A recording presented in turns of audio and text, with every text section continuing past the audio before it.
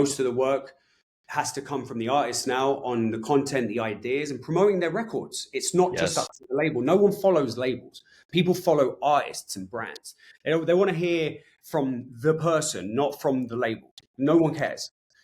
So if you're not willing to scream about your latest record that you spent 6 months, tweaking, mastering, going back and forth, then it gets to like the week of release, and then you're suddenly, I'm tired. I've listened to this track too much. I just want it out. Okay, well then what the fuck was the point? Because you just spent all this time, and now you can't be bothered to promo it, and you just want other people to do it for you. It's a cop out, and it just I get frustrated when I get met with that resistance of promoting your own art.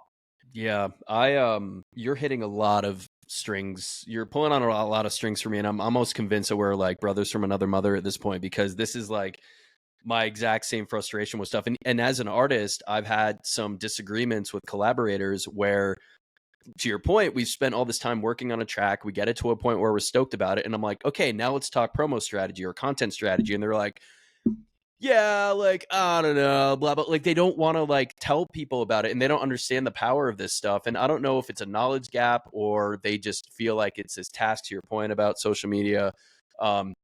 When I was managing artists, there was a lot of headbutting around social and promoting stuff as well. And what I try to tell people, and you'll probably echo this too, is like, promoting music is not new. It's decades old. Like it's been around forever. And now we have this tool in front of us that we can use for free to let people know about stuff. And it's like, and it's still to this day, it's a topic I speak about every day. And you can tap into your core audience very easily. You can just go on IG Live for 10 seconds, put it on, say, hey, oh, by the way, guys, even if 5 people see it, doesn't matter. That's 5 people who now know about your record. Go on IG Live again, make a TikTok, do something.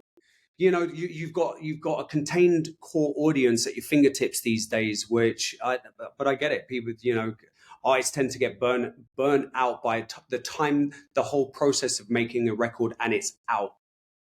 So what do you do in that situation? If you're you're in a partnership with these artists and they're fighting what we know works, like how do you deal with that? Yeah, it's difficult. You can butt heads, but you cannot force an artist and twist their arm to make content and promote their records, right? Unless you have them here in the studio with you saying, do this. And that's when that's not going to work. Doesn't work. Yeah. I think it's just a knowledge thing. And I think it's about talking about these things openly and honestly, and basically saying to them, okay, we've got this record wrapped, right?